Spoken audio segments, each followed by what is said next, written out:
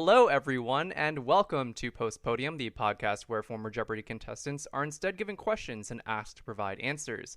I am your host, Jeric Brual, and returning to the podcast is none other than Rhone Talsma. I previously interviewed Rhone on another episode of Post Podium, so if you haven't listened to it yet, I highly recommend you do so later. I'm also joined by Zach Gozlan, a data analyst who was also on Jeopardy earlier this year in February. Gentlemen, welcome to the show. Thank you, Jeric. Glad to be back. Hey, thanks for having me. As the episode title implies, we're going to be reviewing the recently published Second Chance tournament roster, giving our thoughts on who was selected, who we would have liked to have been chosen, and making predictions for who we think can make a deep run not just in the Second Chance tournament, but also in the Tournament of Champions soon after.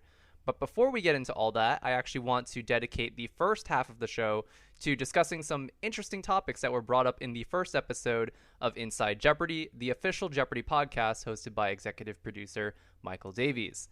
While listening to the first episode, I joked to myself and said, am I really going to discuss the content of another podcast on Post Podium, feeling the irony of it all and how meta that would be? And the answer is undoubtedly yes, because there were a lot of talking points that caught my attention, and I love to talk about it with both Rhone and Zach here with me today. How does that sound to you guys? Let's do it. I'm a huge fan. Let's do it. So, in his continued attempts to push Jeopardy as a sport, we have Davies' initiative to start a Jeopardy honor ceremony, which he compares to the NFL honor ceremony that takes place the night before the Super Bowl each year. This sounds great and all, but all I could think about when Davies pitched this idea was the possibility of Lily, aka One Eclectic Mom on Twitter, being the quote-unquote blue carpet correspondent asking Jeopardy contestants about what they're wearing. Rhone and Zach, do you guys have any thoughts on this? I am only good with that if I get to be like her co-host. I feel like that's a two-person job, and I would hope that I could be tapped for that. So if Lily has an in, maybe she can help me out. But I love that idea. Yeah, I think it's you and Buzzy would be the people fighting for that spot next to Lily on the behind the velvet rope. And that'd be tough. Forget about Buzzy. Yeah, it's probably going to be him, huh? But well, I don't know. He might be busy accepting some sort of award or something. So yeah, I think you got a shot yet.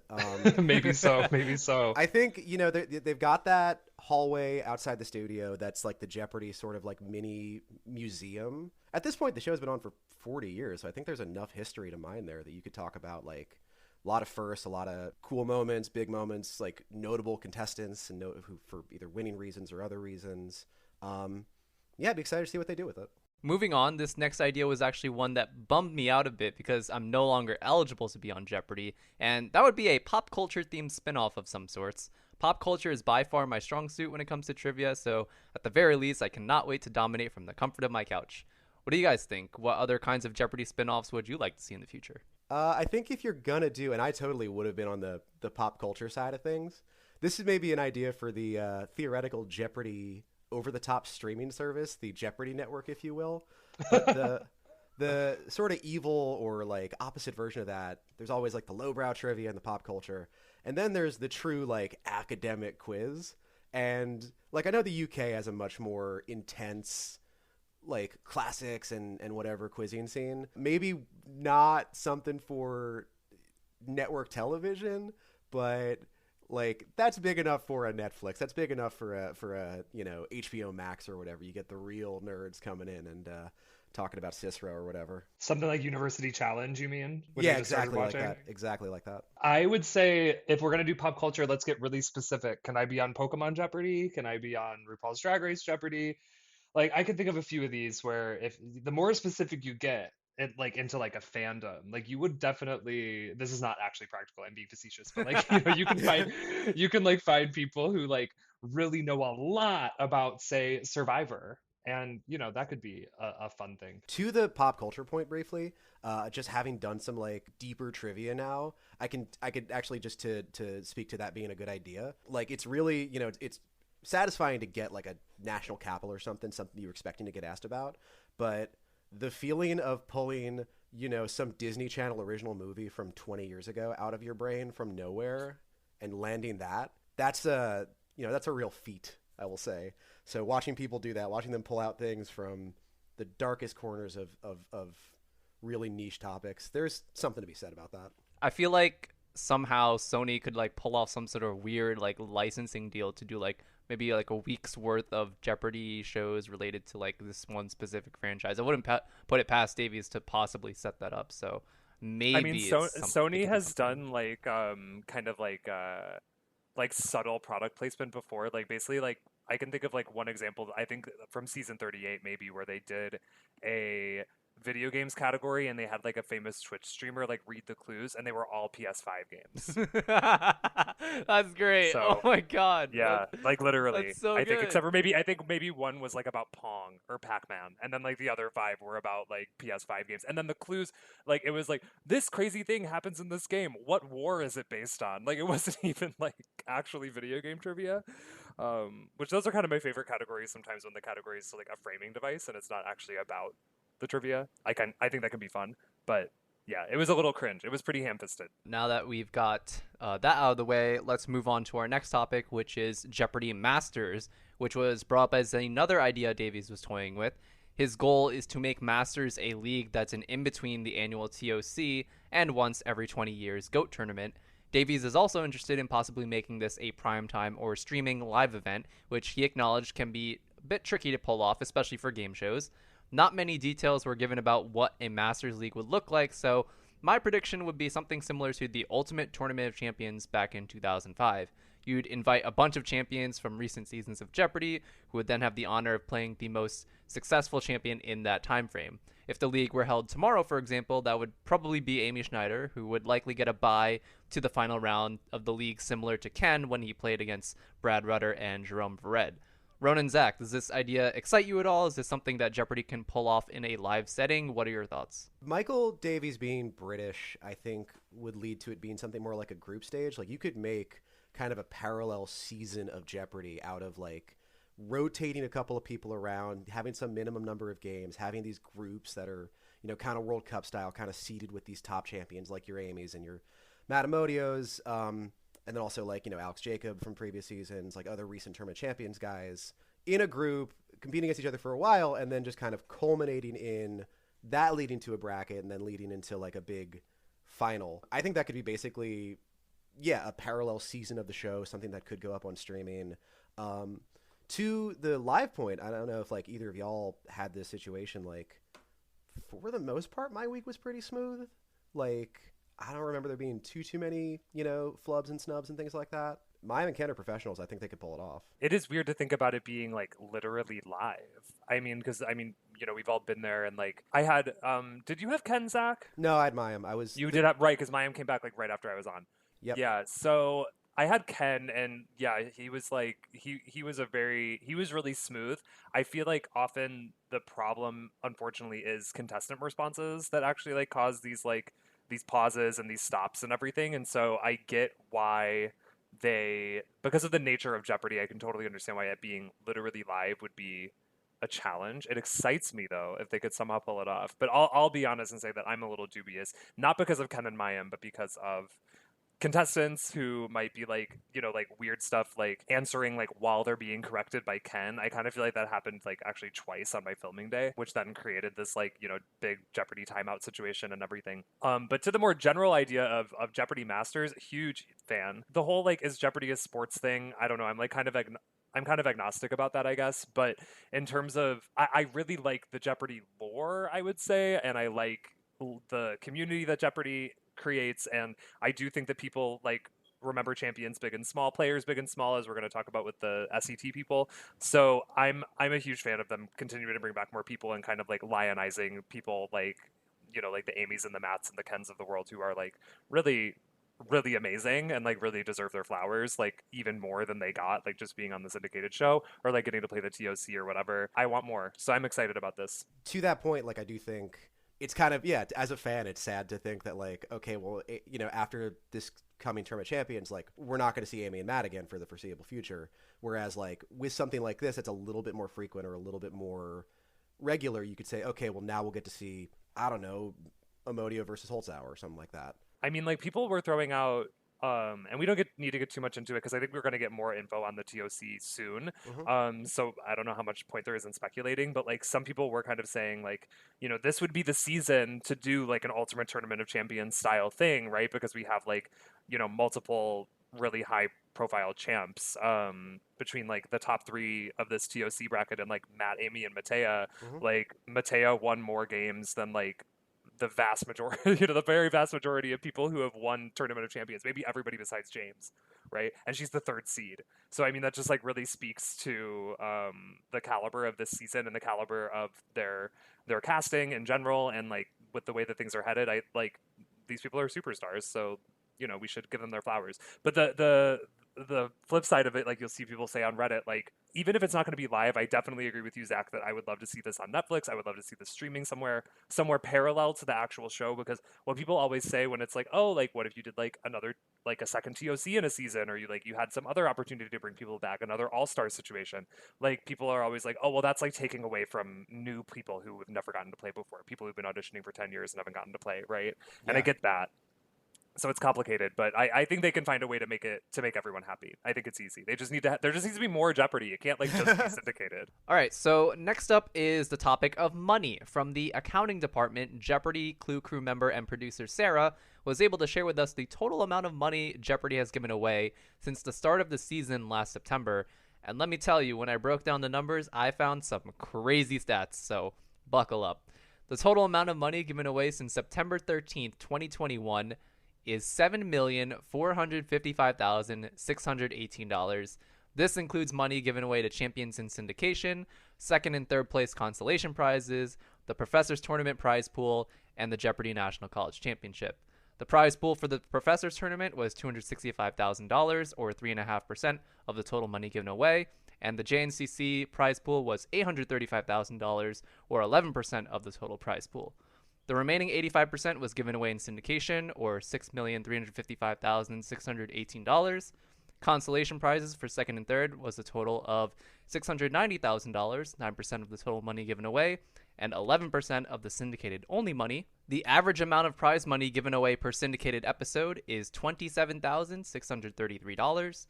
Matt Amodio's winnings were 20% of the total money, or 24% of the money given away in syndication. Amy's winnings were 19% of the total money, or 22% of the money given away in syndication. And Matea's winnings were 7.6% of the total money, or 8.9% of the money given away in syndication. And if you combine all those numbers together, this means that nearly half, 47% of the total money given away since last September has been to 3 people. And if you consider the money given away in syndication specifically, that number is 55%. So with all those stats laid out, Rhone and Zach, is there one number or value in particular that's shocking to you at all? Were there any surprises in this data? I just want to say this is why we have to defund the super champs. I was literally about to say that. Like, nope, like tax the rich. Yeah, I mean they've been heavily taxed, but yeah. Tax them more. No, this is the center cannot hold. This is ridiculous. I'm going to be picketing at the TOC. These people do not need more money. Jeez Louise. I mean, and this is like, I do hear the line a lot that's like, I'm sure you guys have heard this, like, oh, they rig Jeopardy because, like, oh, they want to see a super champion, or oh, they hate super champions. They slanted the game in some way to make sure this person loses or this person wins or whatever. Like, I guess that's the best argument I've heard in a while, that, like, oh, they love super champs. Oh, that's great or whatever. They really want them because it's good for ratings. Well, it costs them, $4 million or whatever, probably at least a couple million above what just like, your average contestant gets. Yeah, I guess what I was curious about, and I don't know if you have Jeric on or data on this, Jeric, but what I'm interested in is like, is that much higher than like season 37, for example? I have no idea. Because I didn't have enough time to do if that. you think about it, like, because people are like, oh, like the super champions are bad for them because they have to give a lot of money away. But I'm like, if like, let's say Amy loses her first game, Amy never goes on a run. The 40 people that would have then played and won games, like, you know what I mean? It's like people think that Jeopardy's giving away more money, but I'm like, unless you're talking about somebody who just totally breaks it, like James, that's not really the case, right? Because like, I don't know what like the average champion walks away with. I'm sure someone does, but like, I'm sure that Amy and Matt and Matea, etc., were probably a little bit higher than average. Maybe not even Matea, to be honest, but like, like Matt and Amy for sure, I think, had like higher than average final totals. But like not that much higher than the actual like rolling average, right? So I don't think it's like it's just so funny, Zach, right? That like people say this because it's like Jeopardy airs X number of episodes a season and there is a champion every episode. So like no matter what, they're giving away money. It's just a matter of how many people they're giving away money to. I can't imagine that it's like, if I pulled the season 37 numbers, I would guess, what, like 6 million, 6.5 million? Because it's not, even like Matt makes $30,000 and the average champion, made 30,000, the average champion makes 25 or 20. Like that is only going to add up so much over, 40 episodes and at the scale that we're operating on. Exactly, and they also all have games where they're lower than average too. And when you're there for 7-8 weeks, right? Like that average is going to soften. That curve's going to go down. So it's interesting. You know more about that than me. You're a data analyst. But I think it's interesting. Lastly, Davies gave a teaser for the TOC by announcing the date of when the format and official roster will drop, which is Monday, August 15th. He said that the TOC would feature a new structure, so it's possible we have more than 15 contestants competing. In fact, I go as far to say that's a guarantee with 2 SCT winners advancing to the TOC. More on that later. I'd be shocked if Jackie or Andrew are booted just to make room for them. This season has featured a number of high-caliber players, as we've said before, some of whom have been removed from the TOC tracker on Jeopardy.com due to the number of 5-game plus champions we've been seeing. Rhone or Zach, is there anyone not on the TOC tracker anymore that you'd like to see in the Tournament of Champions should the field be expanded to include more 4-game champions? If we're talking 4-gamers, so many amazing 4-game champs in particular this season, but I have to shout out Maureen O'Neill. I was like, she knows because I've told her. I also defended her like viciously on Reddit. I was such a fan of hers. I was such a fan of the way that she played. I was such a fan of her attitude. I loved, I don't like to say failing upwards because, like, she earned her wins. She won. But, like, just something about just her attitude and how you could tell that, like, she was not expecting to go on this run. I think her run was one tape day. I believe. I'd have to check, but I think she like won on a Monday and then lost on a Friday. So like that was just probably the wildest day of her life. And I would love to see her play again. She made me so happy. I loved her slower pace. People were complaining about it, but I was like, I kind of like that she's like breathing, because I was not. So I was jealous in a way of her what I perceived as her very calm attitude, which I loved. Yeah, second Maureen. I will give a shout out to John TK Fox because, and I might be pronouncing his name wrong, simply because to tease what we're about to talk about, pretty much after his game, he set up the most comprehensive box score, like score tracker, has been really trying to develop Jeopardy analytics. So I just feel obliged to shout him out as somebody whose work that I've been aping in preparation to talk about this stuff. And, dudes who do data, we got to take care of each other, right? Endangered species. If we can get all of them in, I think I've covered the list because there weren't that many 4-game champions. Yeah, actually, looking at my spreadsheet, there was only 4. Okay, I was like, once we named the first 2, I was like, there's only 2. Yeah, like they all.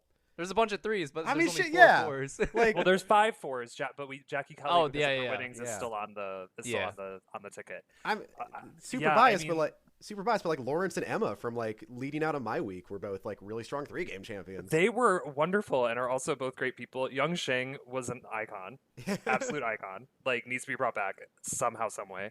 Josh Sack, I think, obviously has an argument for inclusion for sure. I think in a normal season where Matt is the James, like Josh is kind of like the inverse Emma, right? Because like he's like a 3-game champ who like almost beat Matt, like almost could have just like made it so that his run didn't even happen. And I think they would have wanted to see that rematch. And so, I mean, if they are going for a really expanded field, if they're going to draw from 3-day champs to fill out the field, I think Josh is obviously like looking at like, I'm looking at your chart too, Jeric, like looking at their scores. I love Lucy and Dave both and would like to see them both back as well, but I have a feeling that Josh gets picked up first from the 3-game champions just because of his because he played Matt and they really like those rematches. I would say it's probably him and also Young Sheng just because he was so recent and he was so stellar. Like people loved him so much on social media and stuff. So I could see him getting maybe a little bit of preference there too, maybe from, I mean, I hate to say recency bias because he totally deserves it, but that's what I'm thinking. If the field does get expanded to include all the 4-game champions, I'd love to see Margaret back on. She made regular Virginia a thing. In the Jeopardy right, she universe. she created a Jeopardy meme that then like exactly. made it into a category title the last week of the season, I think.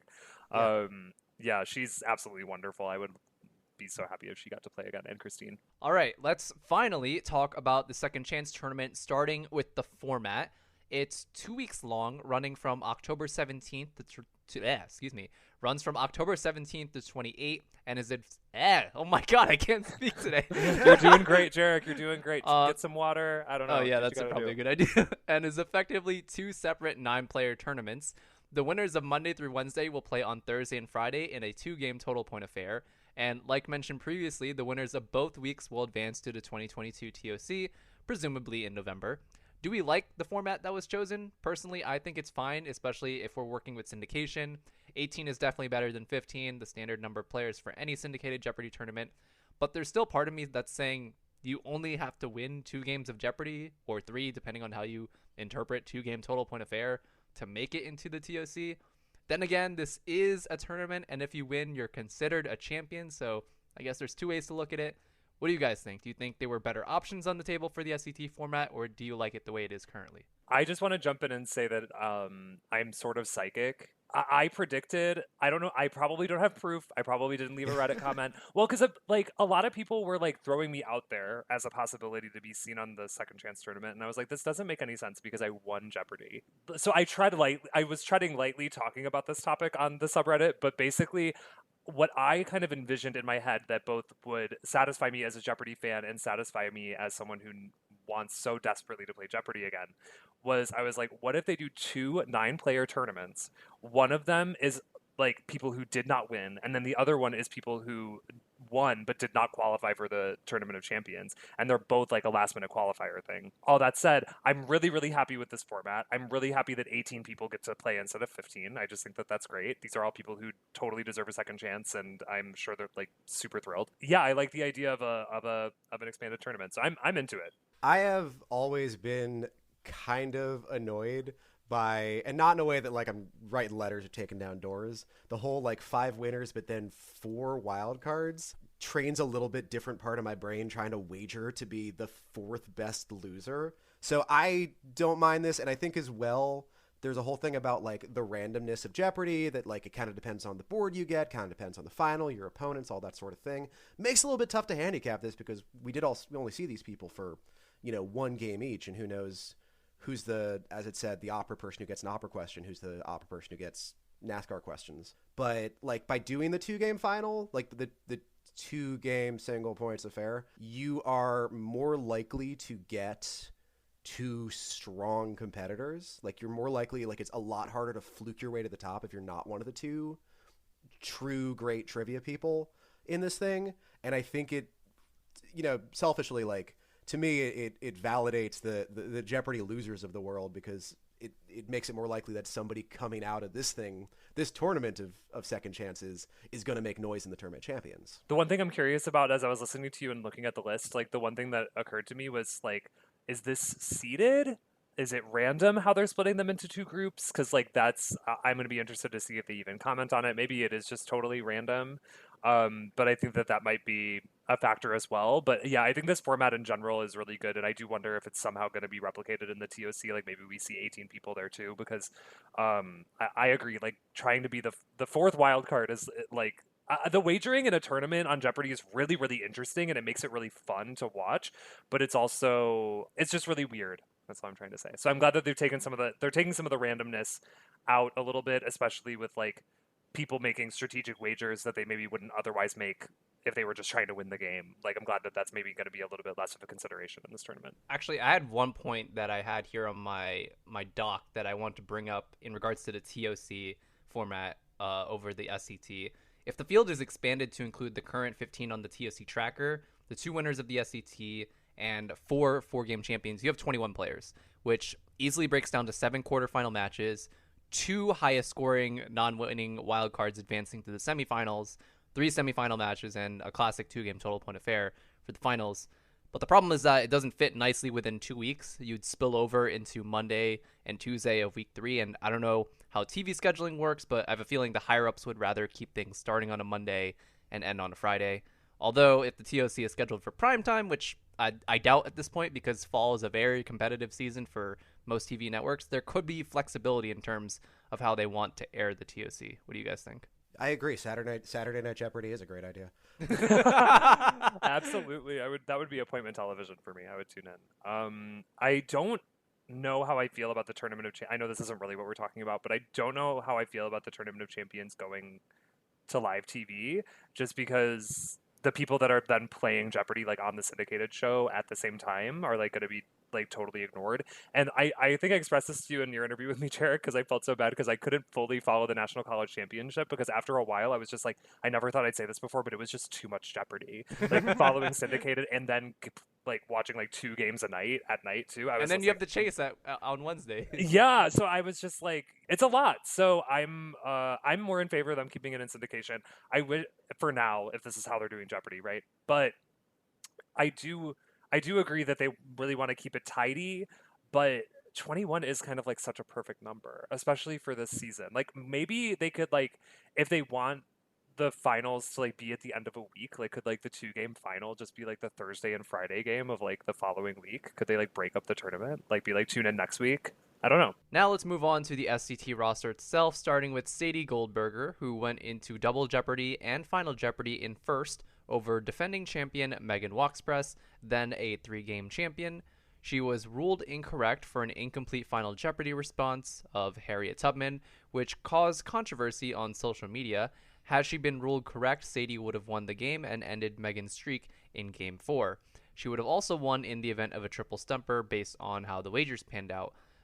Rhone and Zach, did you watch this game when it played out live? Because I know I didn't, but I did see the handwriting on social media, and I could definitely make out Harriet Tubman in this case. I did watch this episode live. I definitely fell on the side of same as you, Jeric. I was like, that's Harriet Tubman. The thing, like, my sticking point with it is that even if like they felt that it was too ambiguous, and even if it's like, okay, everyone of course knows what she meant because we all know that the answer was Harriet Tubman, right? And so we have where it's like confirmation bias, I guess, right? We're like, we're looking for Harriet Tubman, and so of course we see it. And that's not how they're supposed to rule in Final Jeopardy, is the idea. That said, this very season, they have like ruled on very sloppily written Final Jeopardy responses and called them correct. So I don't really understand what the standard is there. I kind of almost wish that she had been brought back like just as a regular contestant, but I think if doing the second chance tournament like guarantees her like a consolation prize that's like above what she got, then maybe this is like honestly better than bringing her back as a regular contestant. I don't know. I'm very excited for her because I think she definitely deserves a second chance, and I mean I do agree with that ruling, but I disagree with that ruling, but I'm also really glad that I didn't have to make that ruling, I guess is what I would say. That's another thing. They actually didn't announce if there were consolation prizes for the SCT. So who knows if there will be. I'm sure there will be a consolation prize, because I don't think there's ever been a tournament where there wasn't one. So I'd imagine there would be one. So we'll see. How about you, Zach? I agree with pretty much everything Rhone said. Sadie, really out of this field, is the person who, if not for the second chance tournament, probably should have just come back anyway because of what happened. Given that the second chance tournament was announced, well by the time that her game aired, it really just made sense to slot her into that. Even if they said, okay, she's going to come back in season 39, which, you know, who knows if that would have happened, like there would have been a lot of blowback if she wasn't selected. She's somebody who, there's a couple people on this field who were like, you know, lost their game fair and square, but could have been a 5-game champion on a different day. Sadie and one other person that I'm sure we'll get to probably shouldn't be here because they probably should be Jeopardy champions right now, for exactly the reasons that Rhone pointed out. Given there's a second chance tournament, I mean, this is a natural fit, but like this is someone who was going to get a shot anyway, I think. And if not for, you know, in the world where Mike Richards is still Jeopardy, you know, producer, and this tournament never happened, she probably should have been coming back anyway. Next up, we have Molly Karol, who went into Double Jeopardy and Final Jeopardy in second against defending champion Andrew He, then a 3-game champion. She had exactly half of Andrew's score, creating a lock tie situation. Andrew, not wanting to play a potential tiebreaker, wagered $1 and won the game after all 3 contestants got Final Jeopardy right. I actually had Jeff Myers on my short list of people who would make the SCT, who was the other person who played in this very game. But I guess from like a narrative perspective, I guess, for lack of a better term, Molly would be the one, considering she almost beat Andrew in what could have potentially been a tiebreaker, or if Andrew got it wrong, she would have won by $1 and could have ended his streak, and Andrew might not have been in the TOC. Actually, he wouldn't have been in the TOC because he was a 3-game champion at the time. Reality was, I think Andrew is regarded as one of the stronger champions of this reign. I've seen him like be sort of the trendy dark horse, like, oh, he'll make it to the final of the tournament champions, to the point where it's like hardly a dark horse pick anymore.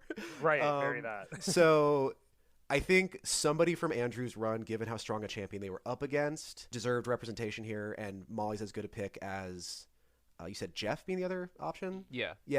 Really could have been a coin flip between those two, and like you said, for narrative reasons, on a very strong game overall. I mean, combined Coriat north of 40,000. Very strong game between the three of them, so really, yeah, given second chance tournament, someone from this game makes sense. I'm very glad that Molly is here because I feel like Molly kind of plays like I do. I would say that Molly is better. I mean, she and Andrew were. I was just looking at like the right and wrong statistics. I mean, Andrew got a few more right, but like they were pretty much like in lockstep like almost the whole time. Obviously, Andrew also made that was the game where he made the biggest daily double of the season. He wagered 14,000 and got it. That was just such an exciting game. I don't remember it super well. It was like a week after I taped, and so that's like ages ago at this point. But yeah, I do remember Molly, and I'm super excited that she's back. I think she's absolutely a contender in this because like with Sadie, she did really well in a game where if you look at the Coriat and everything, it was like pretty low scoring. This is like a situation where all three contestants were playing really well, and there's a lot of people like that, I think, and so I think Molly is a pretty inspired pick.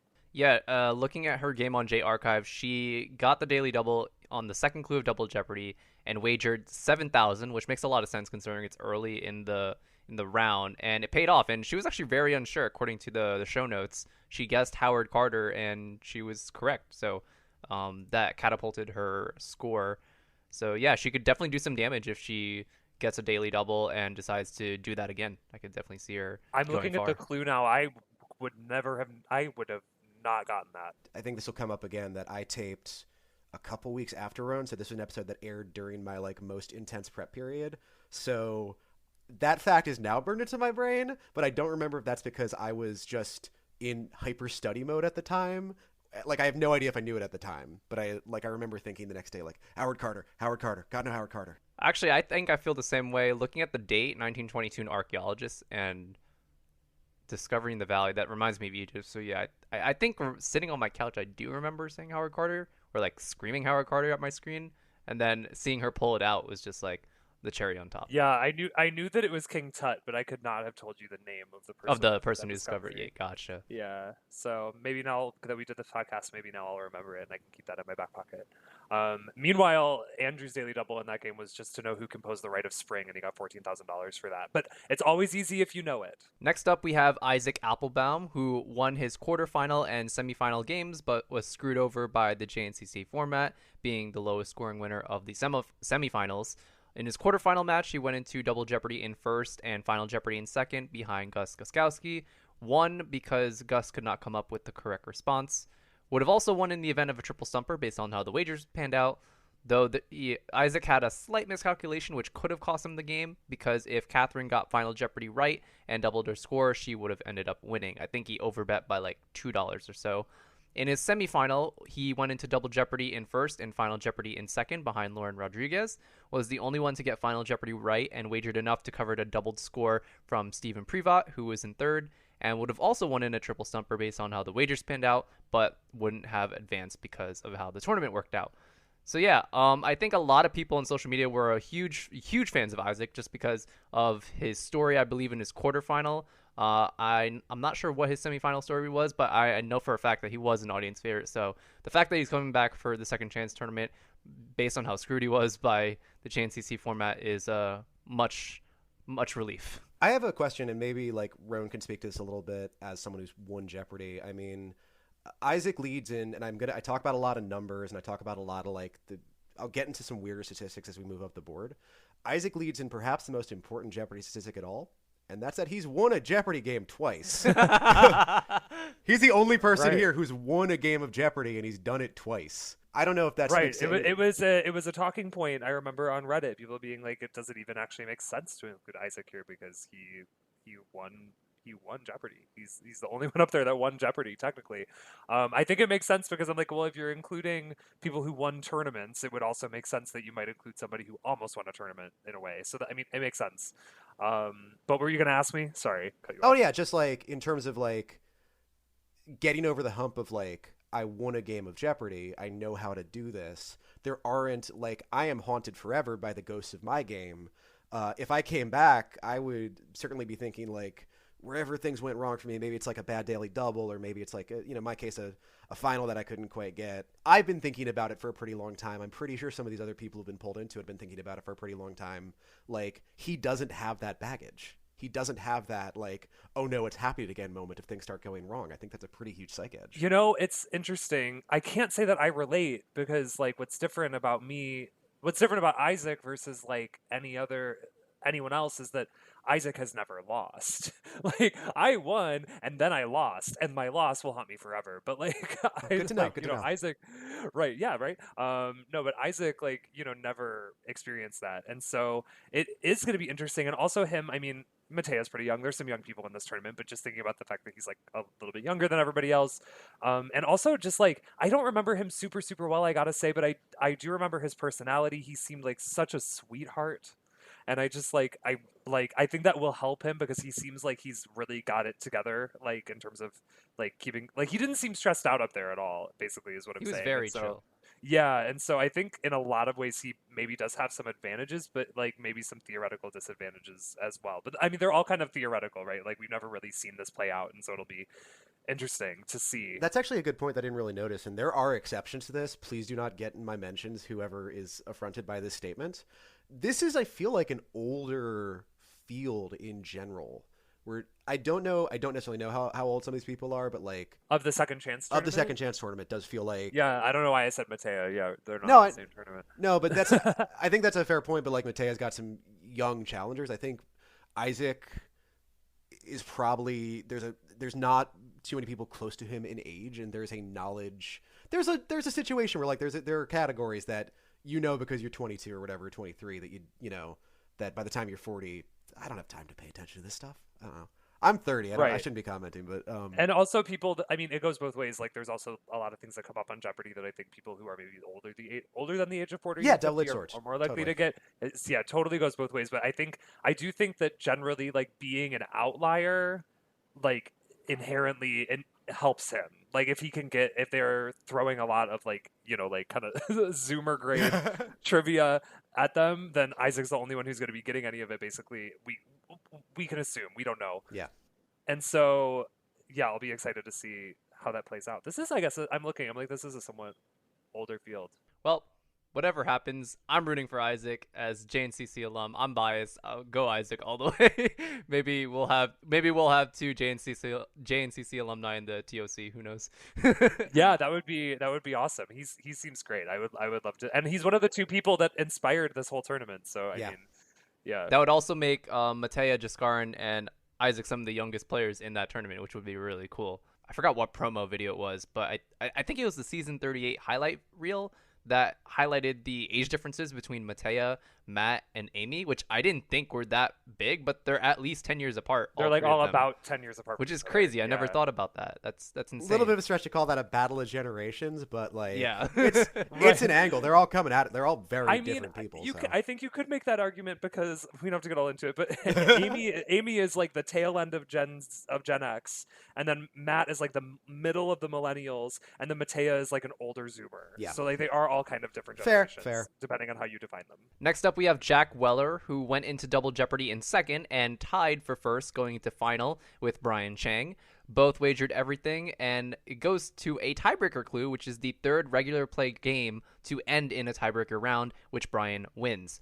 He could have easily ended Brian's streak on game 4, and yeah, this makes a lot of sense, similar to Molly, but this time the tiebreaker actually happened. This game was so long ago that I really honestly don't remember it, but anyone who goes to a tiebreaker, I'm sure, is deserving of a second chance. What do you guys think? Yeah, not much to say there. Pretty open and shut. Brian Chang is I feel like I'm going to be saying this about everybody, but like Brian Chang's a strong Jeopardy player. To take him to a tie, to take him to a tiebreaker, that's a spot. that's, I think, pretty unobjectionable. Yeah, I played some trivia with Brian. Can definitely speak to his ferocity. He's a menace. So yeah, I don't really remember this game very well. I really only remember the tiebreaker because I showed the video of it recently to my partner because I was like, look, I'm playing trivia with this guy. Look at this cool thing, because his get on that tiebreaker I thought was so good. Yeah, I mean, looking at like kind of how they stacked up. I mean, Jack obviously really kind of similar to me, I guess, like really benefited from daily doubles. I don't know how much he wagered. He wagered 4,000 on both. He got them both Jeopardy. in double. Oh, so he Yeah. picked up 8K just from that. Yeah, that's like, so I think, but even still, it's like, it's not like he was no slouch, I guess is what I'm saying, even without the daily doubles. His Coriat was only about like 5,000 lower than Brian's. So I mean, I think he's definitely going to be a contender. I also think that similar to Brian actually and Zach in the actual Tournament of Champions, I think that people are not going to really remember Jack, or that can sometimes be an advantage. I think maybe prestige in general is probably a little bit less relevant in this tournament relative to the TOC, but that's something I'm thinking about too. We love a dark horse. I do. So just so you guys know, and just so people listening know, I have a spreadsheet that's all 600 people who are eligible for this tournament as defined by like everybody since Braden Smith's win. Already with Jack, who is one of the lower Coriat scores of this tournament, we're already into like the top, doing some mental math here, like 85th percentile amongst this pool of like 600 contenders. Just speaking to the quality of the field here, where that's like, he's fourth on our list in terms of like just going up that ranking, just going to get stronger from here. Wow, yeah, you're right. Next up, we have Cindy Zhang, who went into Double Jeopardy in first, and Final Jeopardy in second behind Shri Campella, who eventually went on to win that game. A more aggressive wager would have won Cindy her game, but she went with the percentage play of $400, forcing Shri to get Final Jeopardy right, and covered defending champion Tony Freitas' doubled score. Would have also won in the event of a triple stumper based on how the wagers panned out. Cindy was one of my honorable mentions. I'm so glad she got in. I mean, her look was amazing on the show. I'm sure you guys saw the tweet. Actually, I'm not sure if you guys saw the tweet, but who was it? There was an interaction between Lily, aka One Eclectic Mom, and Tyler Rhode when the, I believe, Second Chance tournament was announced. Yeah. He tweeted, "Imagine the best runners-up outfit of the season gets in. Who is it?" And then Lily chose Cindy as that person. So who knows? Maybe Davey saw that tweet and thought, "Hey, maybe she's onto something here." She was also featured in the end of season trailer for her handwriting. Yes. That trailer actually gave away a lot of clues. Gave away 4 people, I think. Gave away Molly, gave away Sadie, gave away Cindy, gave away Jessica, I think. Which, oh man, Jessica Stevens is in this? We'll get to that, but what? Crazy. Cindy, by the way, I mentioned this with Sadie, and this is a little bit more subtle, but I remember this because, like I said, like this was when I was in deep study mode, and it's since been pointed out to me as a reminder. Cindy was only down going into Final Jeopardy by $200, and there was a situation in the first round, the Jeopardy 1 round, I guess we call it. I call it single Jeopardy. Yeah, I don't have a it's problem fine. with that. Yeah, there was a situation where Sri's response was accepted and it shouldn't have been, and they retracted it. But then, if it was ruled correctly the first time, Cindy would have had an opportunity to buzz in. Butterfly effect happens, where she's got the lead going into final and she wins. So this is also someone where not as obvious as the Sadie situation, but also like has a case for, no, if things went normally, I should be a Jeopardy champion right now. I actually completely forgot about that. It actually does ring a bell. I don't know what clue right now. I don't know what clue it was, but it does sound familiar. 600. I wish there was a way to just reveal all. There is. Oh, it's at the bottom. If you hit game responses on JR. Oh my God! Wow, you learn something right every day. Regular verbs: to beat with a strap, or what a party leader does to get votes lined up in Congress. Sri said, "Oh, this is some weirdness. I give you that." Sri said, "What's a whip?" And they decided that because the category was regular verbs and he used the noun form. So that's a little ticky-tacky, but it's still under the rules of Jeopardy. Like, should not have been ruled correct the first time. So like, it's a little bit less like it's the grad school version of the thing that happened to Sadie. And in that same, getting in the weeds here, but in that same category, Tony made the same mistake where he said depreciation instead of depreciate. I forgot that this category was such a mess. Oh, they I want to reversed it rewatch too. this game. Yeah. Oh my god, this was wild. There was 2 reversals in one category, and who did they have? Ken? Who did they have? They would have. I think they would. No, they would have had Mayan because Ken started right when Amy got going. Oh my gosh, that's wild. Well, I'm very biased. Cindy's a good Judy. I love her. Yeah, we've hung out a couple times. We've hung out once. But she's like a really, really awesome person that I've met in the Jeopardy community. I know all 3 of us are familiar with her, but I've gotten to play trivia with her, and she was, along with Rowan, who we're going to talk about, were both on the other team and beat me and Brian Chang for what it's worth. So, and Mara Davis, also a one-day champion on our team too. So we were pretty stacked, and they came in first and we came in third. Yeah, Cindy is like absolutely phenomenal. I remember being really excited about her just because like I liked her vibe, I liked her handwriting. What can I say? And she like really kicked some butt in that game, and so I've really got nothing. I think that she's like definitely one of the most deserving people here, just for various reasons. She's like very memorable and also played really well. She had the highest score yet. She was leading most of the game. Like this I think is a slam dunk. Next up, we have Do Park, who went into Double Jeopardy and Final Jeopardy in second, behind then defending 13-game champion Amy Snider. Would have won if Amy got Final Jeopardy wrong, because a wager of $3,999 prevented Do from falling behind Amy if she wagered to cover him, which she did. And I believe Do is the second highest non-winning Koryat score against Amy Snider with 14,400. I do remember Do because I believe he was on the first game to come back after the Professor's Tournament, if I'm not mistaken. I think you might be right. December 20th. Yes. Yeah, and so that was kind of crazy coming back after watching the Professor's Tournament and being like, oh, Amy might lose here. Oh no, it's a Monday. And, you know, a lot of Jeopardy champions lose on Mondays, if I remember correctly, because, you know, that's the 5 games a day. And a lot of things can happen within those 24 hours or week or whatever, depending on when you tape. So what do we think about Do? I believe when the second chance tournament got announced, Do was Amy's pick amongst her contenders. Amy had just finished her run at that point. I think that probably carries a lot of weight. And like you said, he was in this case, the second highest Koryat against her. One thing I caught, and I'm sure we'll get to this more with somebody else, they did cap it at 2 challengers per champion. Yeah, I think, yeah. Which is surprising. Yeah, if you count Jessica as a Jonathan victim and not a Matt Amodio victim. In this case, it's pretty straightforward. I think, yeah, like given that Amy locked nearly everybody out, just surviving and making it to final with a chance to win against Amy Snider, like that's enough. I completely agree. Yeah. Speaking from experience, I don't really remember this game very well, but yeah, I do remember her shouting out Do as being someone to bring in here. The stats really don't lie. I think that he was definitely one of Amy's strongest challengers, along with Pam, who I'm so excited to talk about. Don't have a lot to say here, but super excited to see if someone who got Schneidered can make it to the end. I think that would make me feel good. Actually, can I jump in with the sort of broader point? Go for it. Yeah, numbers time, guys. Like I said, I got my tracker about like what the various competitive, various eligible competitors did in the second chance pool. I've got the numbers based on what sort of an average contestant did, and then breaking it out by who they faced in terms of like tournament champions people.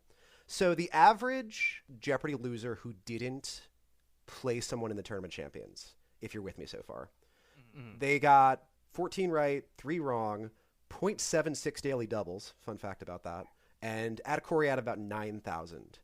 As you can imagine, most of the tournament champions contenders had some sort of dampening effect on their opponents. Matt and Amy specifically stand out as really having sent people to the sunken place. There are plenty of people between no TOC player and these two on the list. Matea stands out. Jonathan Fisher stands out. Zach Newkirk stands out in this. But like Matt and Amy specifically, instead of 14 right, you would get 10 right. Instead of a Koryat of 9,000, you get 6,000. And you're also half as likely to find a daily double. We're going to talk about a few more people who faced Matt and Amy, but just worth pointing out. And Matea's the next one on the list at like 6,500, 11, right? Like it's not a huge gap, but there's a gap. They have the biggest like opponent adjusted spectrum that I'm looking for just in terms of like what the person who stood next to them did to their opponents, generally speaking. Truly fascinating data, in my opinion, actually, because it can, like, it's something that a lot of people have assumed, but it's nice to have it confirmed. And it also makes Koryat scores, like, I mean, like, yeah, how is Doe in the bottom half here? And he has a Koryat of 14,400. That's higher than my winning Koryat against Amy.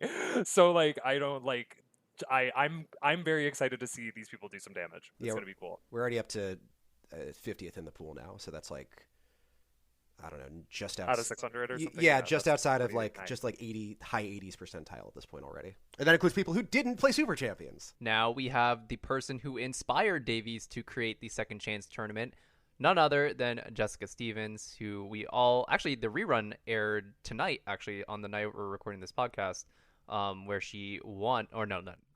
Famously did not win, in fact. Yeah. I'm rewriting history all of a sudden. Where Jonathan won, she went into Double Jeopardy in third and Final Jeopardy in second, and would have won if she was the only one who got final right.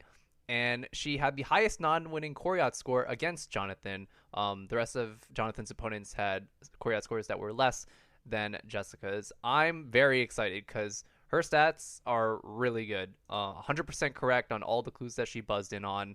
Unfortunately, did not get a single daily double, so I feel like if she did, that would have made all the difference, and she got final correct, and Jonathan did as well. She was only down by 200 to Jonathan in going to the final. The game dynamics chart for this aired today. I'm gonna watch it. I think the game dynamics chart for this game, I remember it, of course. There's so many factors here.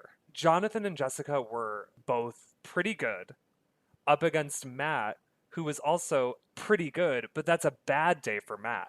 Like, Matt was having a bad day. Jonathan and Jessica were both having a great day. And it was just like this like perfect storm of like, you know, the crazy stuff that you can see happen on Jeopardy. And it was a Monday. And it was a Monday. So they walked in and had this happen, which is just wild to me. This was also I don't know if you noted this, Jeric. I'm just reading from J Archive at this point, but I don't know if you noticed, Jeric. This was the first game with Davies as EP. Oh yeah, it says that at the top actually. Yeah, isn't that funny? So yeah, but no, Jessica obviously, like, even if she weren't such an obvious Davies favorite, like, obviously belongs to her on her own merit. I mean, like, to be able to hold her own literally between, she was the middle podium, right? Yeah, she was. I think that is a factor. I never stood at Lectern B, so I don't know what it's like, but I think being between Matt Amodio and Jonathan Fisher and putting up a Koryat of 14,400 and getting nothing wrong is, like, I think really impressive. She's actually the only person on here with a 100% correct response rate. Yeah, and actually Jonathan got all three daily doubles in this game, which I didn't have in my notes beforehand, and Matt got none of them. So the fact that Jessica was able to hold her own essentially against Jonathan and only be off by like 200 is very impressive. I can only imagine what she'd be able to do if she capitalized on one or maybe two daily doubles. Yeah, the biggest thing, like, and especially if you look at how Double Jeopardy went, I mean, Matt's incorrect responses like really tanked him. I mean, it's such a drama in that game, I think, to like just like watch him like slowly unravel and watch Jonathan kind of like ascend, and he has like, you know, he gets some daily doubles right, he gets some wrong. It's just such a chaotic game. And so Jessica, in a way, like, in that particular game, not thinking about them overall as Jeopardy contestants, but in that particular game, like, you could sort of, I mean, she literally had the highest score yet. You could really argue that she was the strongest. So yeah, I'm thrilled. I mean, I hope that like I hope that she does well, because she has been like so hyped up, and I imagine that kind of, speaking, like, I don't know how aware she is of kind of like the fandom and how people see her. Maybe she is just like doesn't care. But like for me, like knowing that I had just beaten Amy and knowing that there was going to be like all of this kind of like attention on me, even before like anything had aired, like there in the studio, I was so nervous and stressed out. So I like thinking about how people would respond to me if I won, if I lost. So I hope that isn't a concern for her and she's able to kick some ass. Moving on, we have Aaron Gulyas, who went into Double Jeopardy and Final Jeopardy in first over defending champion Ryan Long, then a 10-day champion. My notes are conflicting here. It says could have ended Ryan's streak on game 12, but he was a 10-day. Could have ended his streak on Ryan's 11th game. That's a mistake on my spreadsheet. So yeah, Ryan was a 10-game champion when Aaron was on. Aaron did not wager to cover Ryan, opting to wager nothing, but it didn't matter in the end, as Ryan was the only one to get Final Jeopardy correct. He was also the 5th highest non-winning Koryat score against Ryan. Aaron, you could argue that Aaron kind of dominated until final. I mean, not dominated, Oh, yeah. but like he was leading almost the entire time. Yeah, it's not even like Ryan had like a bad game. Actually, he had an off start. He didn't get in until like clue like 17 or so. Okay, this game is coming back to me a little bit because I remember at the commercial break, I was like, this is it. Yeah. Like, I was like, Ryan's going to lose. Yeah, and I think that is probably the reason, Aronson, you'd mentioned that he's only the 5th highest Koryat out of the various Ryan Long contenders. Davies has said in the past that Koryat's unofficial. Hey, the Jeopardy account tweeted the words Koryat That's today. good enough. Yeah. It's official now. So another very simple statistic of just who got the most questions right out of this pool of people. The outer bounds of this list is 25 right, and Aaron got 24 right. I will point out as well that like I've done a lot of work on like how frequently topics come up on Jeopardy. As I think Matea Roach can attest, like you can usually get away with not knowing sports and do very well on Jeopardy. Sports are usually a single Jeopardy category. They're usually not worth that much. It's not super frequent. It's like a once-a-week thing. That is a sort of like knowledge that people do not always have. Is kind of weird to pick up and not usually worth it. So Right. getting It's burnt very on a much an sports question, extremity yeah. when it comes to trivia sports, you know, It's specific. like It's really its own its own thing. Yeah. Yeah. And so like speaking for myself, I was kind of just like, I wouldn't know where to begin with trying to pick up sports trivia that I don't already have. So like, I wasn't going to bother with studying it, obviously. I would hate to go up against Ryan Long in a sports Final Jeopardy. Sports and entertainment. I mean, that's like literally his That was like bread the and perfect butter. storm for him. I'm sure Aaron was disappointed and is definitely somebody who probably really deserves to be here for sure. Yeah, I think ultimately what it boiled down to was Final. I mean, he had the highest Koryat score among all 3 players in that game, so definitely deserving of a second chance in this tournament. Next up, we have Renée Russell, who went into Double Jeopardy and Final Jeopardy in second behind defending champion Matea Roach, then a 17-game champion. Let me just make sure that's correct. Yeah, that was her 18th game. And Renée had the 3rd highest non-winning Koryat score against Matea. Let me take a look and see how this game played out. Okay, so pretty much Matea dominated. Oh, it looks like Renée managed to catch up to Matea by getting a very late daily double. What was that? Oh, it was in the ballet and opera category. And guess what? It was in the $400 row, which you don't see every day on Jeopardy. Like, gotta And be one of the only times this season, right? That's shocking. I have no idea, but that's actually very notable. She wagered 5,000 on that one, which was probably the right call considering there were not that many clues left, and Matea was almost, actually it wasn't close to a runaway, but it closed the gap. It managed to close the gap between Renée and Matea. So yeah, what was the final for this? Song Books of the Solomon. 1970s. Yeah, I did not Yeah. get this one watching it live. Yeah, nope, not at all. But yeah, do we have anything to say about Renée? Before we get to Renée, there's a couple people who I think, while everybody in the tournament deserves it, there are people who have equally compelling cases who didn't make it, just kind of the nature of the business. Pour one out for Alex Lemberg, who was one of the other Matea challengers, who had 17,000 Koryat, kept it close throughout as well. This is someone who, that's someone where it's tough to pick amongst the Matea challengers, like it's tough to pick amongst the Ryan challengers. I'm not knocking Renée by any means, who, by the way, I know it was pointed out correctly that Jessica was the only person to not miss a single question on her game. Renee's only miss was the final. She was 17 correct, 0 wrong. Oh, you're right. I wasn't thinking about final, how that factored in. No, you were still right. You were still right. Right. The reason why my stats are off like that is because I think I took all the, I don't think I mentioned this, but I took all these stats from the Jeopardy fan. Credit to the Jeopardy fan for all of this data. So I think the correct percentage includes final if they got it right or wrong. So there might be slightly off there between my data and yours, Zach. Yeah, no, and I had to look that up because it's really annoying to scrape the final Jeopardy results just doing J-Archive Selenium stuff, data science. That's still true. I mean, she didn't get final, but she did get 17 right and 0 wrong up to that point, including 2 correct daily doubles. You covered a lot of it already. A lot of Matea's games were dramatic. It was wild. She was very dominant, and yet also like that was the perfect run of Jeopardy. Super champion, and then also but competitive games on top of that. We had it so good. I will never forget. That was I have to say, I mean, watching Amy's run was crazy for me for obvious reasons, but Matea's run I think is probably, and Ryan's run pretty soon after that. I think that's probably the most fun I've ever had watching Jeopardy. Yeah. Was those two. Yeah, actually, looking at one of my other sheets on my Google Sheet here, I took a statistic of how often the people in the TOC had lock games, and Matea's lock game percentage was 50%, whereas Ryan's was 35%. Meanwhile, you have Matt and Amy, who had 82% of their games. 82% of Matt's games were locks, and 88% of Amy's games were locks. So just goes to show how 88? dominant. Yeah, 35 of Oh, I got 36 out Oh, of I 41. might have miscounted. The more that I learn about Amy and her stats, the more impressed with myself I become. Can I say that? Yeah, I was very surprised by 88%. I was like, wow, that's insane. Yeah, I was. What was the clue that she got in Ballet and Opera? Yeah, a bit of a layup. It's like almost like, did they put the daily double there on accident? That's like really funny, but also awesome. Yeah, Renee was great. Zach said it all. How do you pick between all of the really strong challengers that Matea had? I think her strongest challenger was probably Sarah, who is here. So, I mean, if they were to pick someone else, I think Renee is a really great choice. I remember her being fun to watch, and I'm excited to see her again. All right, so moving on to the next person on the SC2 roster, that would be Nikkee Porcaro. I actually don't remember her, but she was on my short list of people. You don't remember her, Jeric? She's one of my favorites here.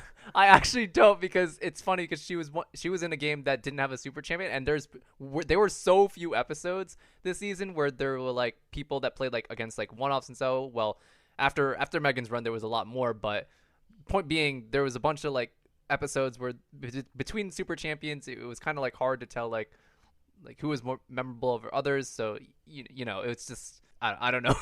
I guess I just don't watch enough Jeopardy. So anyway, Nikkee Porcaro, she went into Double Jeopardy in third and Final Jeopardy in first over Austin Weiss, who I believe was also a challenger. Yeah. And lost to Austin in a triple stumper as she wagered to cover Austin's doubled score. It looks like she got both daily doubles correct in the Double Jeopardy round. In the first one, she managed to close. Actually, no, she didn't close the gap between her and Austin. But she went on a tear to catch up with him after the second daily double. And then the third one of the game, she catapulted herself to like make the gap even wider between her and Austin. The reigning champion Armani didn't really have such a good day. I mean, he got the first daily double in single Jeopardy, and then just kind of trailed off in double. Had a string of bad clues and just couldn't get in for a while. So yeah, I guess Rhone, you could start with this one because you obviously know more than I do with this game. I am indeed very passionate about Nikkee. We've never met, but she's kind of like or talked, but she's like Maureen level for me in terms of like I really like when we get kind of like I hate to say an atypical Jeopardy contestant, because what is a typical Jeopardy contestant? I don't know. It's like 400 people a year and they're all different. But Nikkee really stood out because she styled herself a little bit differently. She has like a pretty strong New Jersey accent, which I am like always a fan of, just in general. So and also like more importantly than anything related to just who she is as a person. Yeah, her Double Jeopardy surge was like so exciting. The game starts and I'm just kind of like, oh, she seems cool. She's, you know, that's like not that's not like your typical nerd, right, that you like see on Jeopardy, right? Like she seems interesting. I don't remember what her anecdote was, but it was good. And then like, so I'm just thinking like, okay, well, you know, we'll see what happens. And she's pretty middling all the way up through single Jeopardy, right? And then when we get into double, I mean, even without the daily doubles, I think she probably would have ended up in the lead. Like she really she was middling for a while. And then she like, I love when people get like kind of that second wind in Double Jeopardy and kind of like come alive. And like, I mean, Austin played really well and was great, but like it really, Nikkee losing after I became such a huge fan of her over the course of those 20 minutes, like it really did suck. So I'm actually really, really excited that she's back. I wasn't expecting her to be back. And when I saw her, I was like, oh my God, I remember her so vividly. It was like a light bulb moment. It's funny that you pointed out that way, because I've got something that really speaks to her sort of like late surge and, you know, kind of looking into what happened with the game. We don't really have buzzer numbers for some of these people before the box score era started in January. They've mentioned it a couple times on the podcast. A couple of these people, their buzzer numbers. Nikki's 34, that's good, not really like a notable number. I made up my own statistic on this, and that is Coriat per correct. To me, what that number means is that if you had a high Coriat per correct, then you were winning on the harder questions and were just getting pipped on the buzzer on the easier ones maybe. So maybe you took you needed that first round to figure out how to get in time and the easier, get your rhythm going, but you were winning on the higher end of knowledge. And to me, coming back to a tournament, that's a lot easier to fix or figure out or know what you're getting into having been through a game than it is to pick up that higher level knowledge. Out of this field, not out of everybody in the pool, but out of this field, Nickee's in the lead in that statistic. Is somebody who really made a game out of knowing things that her opponents didn't, or just, like Rhone said, surging at the very end. By the way, I saved this for this, but second in that stat amongst everybody in the field is Jessica Stevens. So makes a lot of sense. So she made a game out of the things that Jonathan and Matt did not know. That's so cool. That's like a fascinating statistic. Thank you. I'd be curious to know where like I line up on that one. I actually remember now why I don't remember her episodes, because I didn't watch it, because during the whole host like debacle and like them rotating hosts, I actually didn't watch that many episodes while they were rotating hosts. I don't know why. I couldn't really explain it to you. Maybe I was busy with school. This was the last game hosted by Savannah Guthrie. Yeah, Savannah Guthrie was my favorite guest host. So really? Maybe that was also coloring my rose-colored glasses towards Nikkee, because I thought she was wonderful. I wish she actually wanted the job. She would have been perfect. Worth pointing out as well, with that 17,000 Coriat and with a number of people to go, we're already up to 19th highest Coriat out of the whole pool. So they cannot say that Coriat is not official then, because that is clearly the statistic that they're looking at the most, right? It has to be. Next up, we have James Fraser, who I also don't remember, admittingly, went into Double Jeopardy and final in first over Lori White, lost to Lori, being the only one not to get Final Jeopardy right. He wagered to cover Lori. Lori wagered to cover third place's doubled score. Oh, he was supposed to originally be on during James Holzhauer's run in 2019, but because Jeopardy has a policy where they can't put same name people in the same game, and also some issues with James's deployment, because I believe he was in the military, if I'm not mistaken. Yeah, he played in uniform. Yeah, so some issues there with scheduling and whatnot, so they brought him back in March 2021 to compete. This is, by the way, obviously the only reason that I'm not in the second chance tournament is that there's already a DC Zach in the Tournament of Champions. I didn't even know that. That's obviously the only reason. Oh my god. Yeah, I can't have two Zachs. Yep, that's the rule. If he enters the room, I have to leave. Did James get a daily double? No, he didn't. That was something they pointed out on the podcast, that he had a lead going into final with 0 daily doubles. Yeah, and Lori got both of them correct.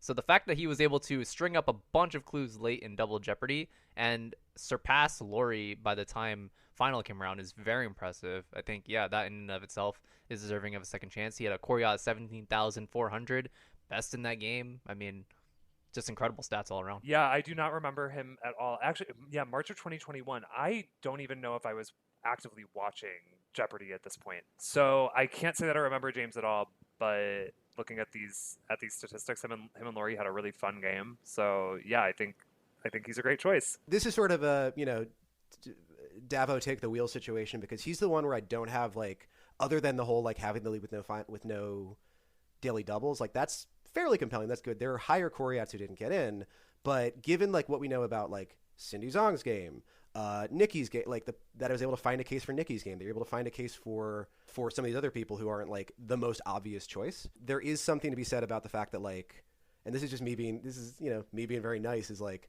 I didn't watch all these episodes about either. Like, there are people who did, and they made these picks. Maybe there was, something more to it, or the waiting for 2 years and the naval deployment situation. Like, that's compelling. Yeah, I mean, like, no commentary on this either way, but I do think that they do think about representation in a lot of different ways, and I do think that it was probably appealing to them to have like someone like an active military member participating in the tournament. I imagine that might have been a factor that might have just like put him in over somebody else who shaped up similarly, basically. Yeah, and again, strictly speaking, if you just took the top 18 Coriats, he'd be in there. Oh wow, nice. Yeah, we're already there. 17-4 is crazy for a losing Coriat, actually. The producers know more than I do when it comes to casting. James wasn't on my short list. That's why I had to like look him up beforehand and see like when he showed up on the show and whatnot. He was the hardest one to find a compelling case for, but I guess being part of the military was originally supposed to be on during James's run, and just having an overall good game, I guess, are factors that went into the producer's decision to put him in second chance. So yeah, also availability. We don't know if any of these people were alternates. Yeah. So who knows? Next up, we have Sarah Snider, who went into Double Jeopardy and Final Jeopardy in first over defending champion Matea Roach, then a 22-game champion. This final, I believe, was a 2-game or not two-game, two-person Final Jeopardy. Lost to Matea, who came up with the correct response, but Sarah could not, and wagered to cover Matea's doubled score. Matea almost went all in. I think she wagered everything but $1. And yeah, this very compelling case for a second chance. I mean, just looking at this game dynamics, Matea was middle of the road to Sarah pretty much dominated this entire game. She got 2 daily doubles, capitalized on both of them. Matea got her daily double wrong, so everything was set up for Sarah to win, other than the fact that, you know, she couldn't get final. There's so much going on in this game. Like, first of all, I really want to just give a shout out to TJ. That's brutal to be up against 2 buzzsaws, and we cannot all be Jessica Stevens. We just can't. So shout out to him. But yeah, I remember people being like really surprised that Sarah didn't get this right. I think was maybe there was this caused a lot of discussion. This episode was, people were really talking heavy about this, and also like Matea lost 2 games later. It's presumably same filming day. I don't have that in front of me, but I really kind of feel like this really, really shook up Matea. Like, I think had finally, I want to talk to her about it. I will maybe, but like, you know, I feel like kind of like finally gotten maybe comfortable, and then to have this experience where she really damn near lost and then managed to win, having expected to lose, and getting to have that shocked reaction to winning despite being like a 23-day champion. Like, or no, she does lose the next game, doesn't she? She loses right after the next this. game. Yeah. I mean, this is literally the game That's where wild. Matea wrote. I think Matea did this more than once, but this is one of the games where like Matea wrote "So long and thanks for all the fish" along with, you know, her response, because she was like, you know, today might be right. the This day. is it. Yeah. Oh my gosh. Wow. Well, yes. I mean, this is one of the very first people that came to mind with me for this tournament. We knew about this by the time she was on. So after she lost, I was just like, oh, slam dunk. And so I'm very glad that she's here, and I'm sure that Matea is too. Yeah, I just want to repeat. I mentioned that like Matt and Amy were serious dampeners on their opponents. Matea's next on that list, and like, I want to be clear, it doesn't sound like a good time to go up against Matea. Like, we're still talking a pretty serious discount in terms of right answers available. Daily doubles, there's a little bit of a discount. Coriat available, there's a little bit of a discount. To your point, I'm finally pulling up box scores. I'm actually disappointed that I haven't spoken about box scores more, because I do love them. Yeah, TJ, 6 for 32, my dude. That is rough to be going up against 2 people who really had their druthers about them. Yeah, Sarah had 38 buzzes.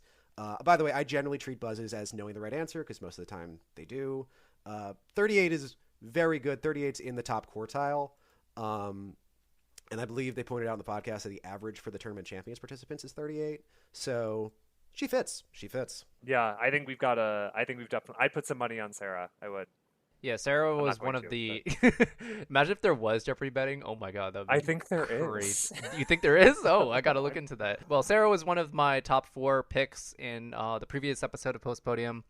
I said she was definitely a lock because she put up the highest non-winning Coriat score against Matea. So I figured if producers were looking for contestants who did really well but couldn't slay the giant, Sarah was definitely one of them. So glad she was a pick for this. Yeah, I'm really surprised by the Final Jeopardy. 20th Century Cinema, black and white film, Xanadu. I mean, I guess it's you either know it or you don't. This is definitely an either you know it or you don't, because I'm going to be honest, I did not have this one, actually. Yeah, I feel like if you're vaguely familiar with film, or I've like, I don't know, like major films of the 20th century, you probably know this one. But yeah, I feel like if you're not versed in that area, you wouldn't know it. So I know we're running long, but this was the drama. People were like, "Oh, you're a middle school humanities teacher. How do you not know Citizen Kane?"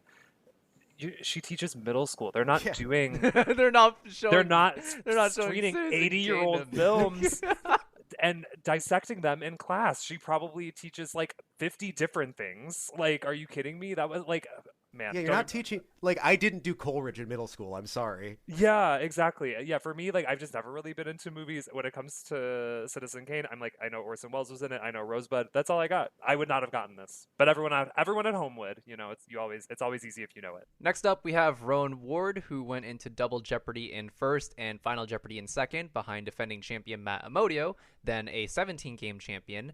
They had exactly half of Matt's score, creating a lock tie situation. Matt, not wanting to play a potential tiebreaker, wagered $1 and won the game. So similar to Molly's situation with Andrew Rowan did not come up with the right response. And so, yeah, I think Rowan had the second highest non-winning Coryat score against Matt Modio. Yep, they did. Yeah, Matt. I actually have. I can jump in. Matt Go for it. Matt had them most of the way, but again, this is a situation where just surviving to final against Matt Modio is an achievement. First off, getting that out of the way. On top of that, do I have the buzzer numbers for Rowan? Yeah, 42 buzzer attempts. That's a winning game most of the time. Oh, wow. Yeah. We're getting into some rarefied error here. My thing with Rowan is that when the second chance tournament was announced, there are a few people who came up in basically every conversation about the second chance tournament, about who should make it, and Rowan was very much in there. So if I was Rowan, I would be operating on the assumption that I was getting into this tournament in like February and doing that prep and doing that intense prep. So, and already, I mean, like, cards on the table here, Rowan is very, very well known in quizzing circles as someone who is a beast. Oh, wow. I didn't know that. Yeah, it's a cruel twist of fate that you can be down $13,600 and still have a chance. And yeah, 22 rights, very strong, tough opponent, as I mentioned about Matt Modio. All around, like, to me, one of the favorites in the tournament, straight up. Yeah, I gotta say, I think overall, Rowan's my pick. And it's not just because they live in Chicago and we play trivia together and we're friends. I'm so... I just think that they're a wonderful person, and yeah, just like Cindy, they have absolutely astounded me, like with their knowledge when we play trivia. Yeah, Rowan's one of those people that has like really, really broad knowledge and has really deep knowledge in like a bunch of random areas, like, and so that like they are like they're such a maverick, and you never know what they're gonna pull out, but like their pop culture, their sports, like so many things they have that I think actually a lot of people in this tournament maybe don't have knowledge base wise. Hard to say, but I will acknowledge the bias that I think we're all in this room more familiar with Rowan, having been more engaged in like in contestant circles than some other people. Yes. But like that has just made me more sure that they're gonna make some noise, like to the point where I'm hoping that there's not like a pressure thing now. Right. That's same thing as Jessica, right? I don't want them to be putting too much pressure on themselves. But you really said it all, Zach. Like they're absolutely awesome, and I'll call it now. They're my pick. I think they're gonna win. One of them. One of the two spots, yeah. On the trail of Matt Modio victims, we have up next Tracy Pitzel, who put up the highest non-winning Coryat score against Matt Modio.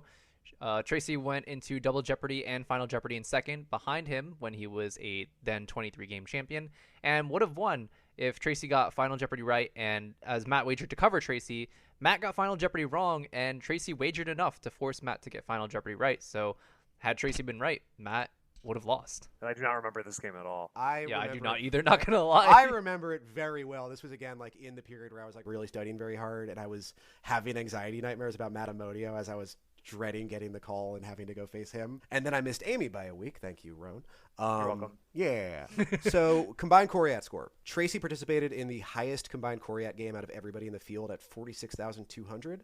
The breakdown of that was Matt Modio 27.4, Tracy Pitzel 18,000, Carlo Anguili 800. This was a two-person duel with one of the best Jeopardy players of all time, and this was Jeopardy at the highest level between Matt and Tracy. This was a very, very competitive game, specifically between the two of them. To me, that's a you know it or you don't final, and I knew it because I've seen that movie, but that's I had again this one on the couch.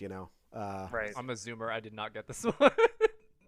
Oh Lord. Yeah, I don't remember this game whatsoever. I'm sorry, Tracy. But looking at this, like to do an 18,000 Coryat, kind of like I think maybe you just said about someone earlier, Zach, like to have an 18,000 Coryat and still be that far down from like this is one of, just looking at the scores and everything, this is I think one of Matt's most dominant performances, while Tracy also put up like a very dominant challenging performance. So I mean that's gravy. I'm sorry, Tracy only had 20 right, by the way. I was looking at a different line. But that's still top quality. Yeah. So I don't know what to expect from Tracy, but I'm excited because I mean, to be able to get that many correct responses, to be getting in that much, to even be within shouting distance while this person is going on this tear. It's not like Matt had a bad day. This is like one of Matt's best days. Yeah, Matt had a Matt day. Tracy, Matt had a Matt day. I think I'm kind of pipping Jeric on this one, but yeah, Tracy had a daily double, technically, got it wrong, and it was like the second question, and then did the rest of this game with no daily doubles. Yeah, so very unfortunate timing with the daily double there, but she held her own. I mean, yeah, she didn't take her foot off the brakes. I mean, there was one like time where she didn't answer much between clues 40 and 45, but still, she held her own against Matt, who capitalized on a daily double, wagered 7,800 if I no 7,000, wagered 7,000, and yeah, like Rhone said, was still in was it shooting distance? Yeah, down $16,200 and still not a lock game, to speak to the random audio thing, which is crazy, and had a realistic shot of winning the game because, like I said before, Matt got final wrong. And Tracy could have easily won that game if she got final right because she wagered near everything. Next up, we have Pam Schoenberg. Rhone, you were really excited to talk about Pam earlier. So Pam went into Double Jeopardy in first and Final Jeopardy in second behind defending champion Amy. It's getting late. Then a 9-game champion.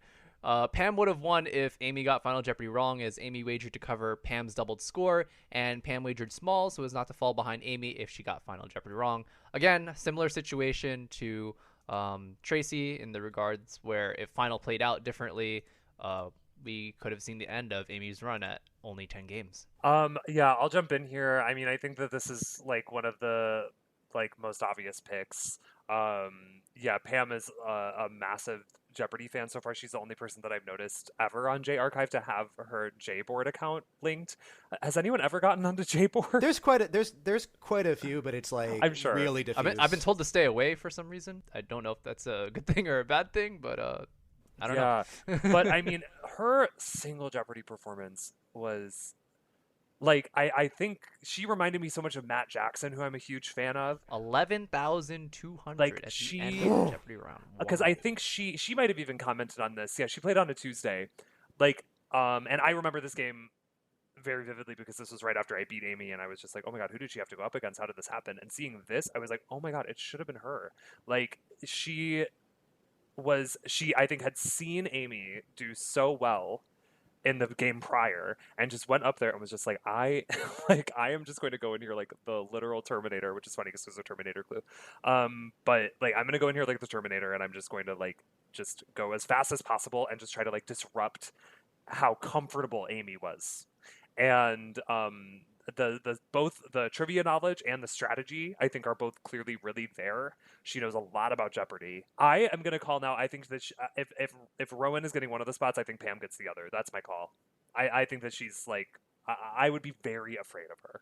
I would. I needed to be known that we didn't compare notes beforehand, but I fully agree. Pam had, for a long time when I set up this tracker, had the most bulletproof case out of anybody in terms of having 24 right answers. That's, again, top of the line, highest in terms of anybody who played a super champion, highest Coriat against super champion, or tie with Tracy for highest against a super champion.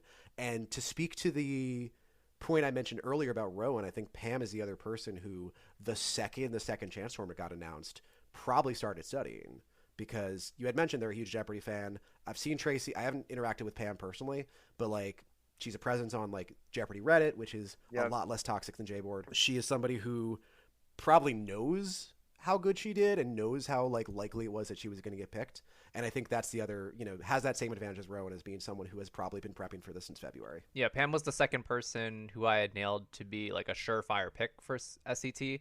Highest non-winning Coriat score against Amy. Good stats all around, 92% correct percentage. Got 1 out of 2 daily doubles she got, and yeah, had a really good. I think the most impressive stat for Pam was the Jeopardy round score, 11,200, and Amy in a distant second at 3,800. I gotta watch this game again because I don't remember. Oh, it's one of the most thrilling games of Jeopardy ever. Like, truly, it's fantastic. Yeah, I hope they rerun it. They probably I will. would hope they will. Yeah, Tracy and Pam with 18,000 each are tied for 10th highest Coriat on the out of all 600 people. And again, they went against Matt and Amy. Yeah, this is including a lot of people who didn't have to play. Right. These are are people who unironically, you know what I mean? Like not even using hyperbole. These people had super champion potential, 100%. Like, yeah, we're in that I always zone just now. remember how Amy literally almost lost her very first game because she went against Andrew and went in second. She had Pam.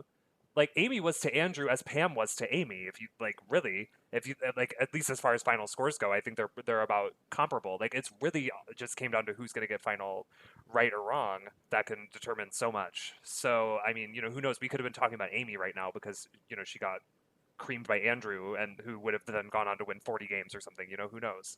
So yeah, super super excited for Pam. We're getting down to the wire here. Next up, we got Tom Philipose, who went into Double Jeopardy in first and Final Jeopardy in second behind defending champion Ryan Long, then a 14-game champion. Tom had the highest non-winning Koryat score against Ryan. He would have won if he wagered 10,801 at most, but Ryan did not wager to cover, so he won the triple stumper instead of Tom.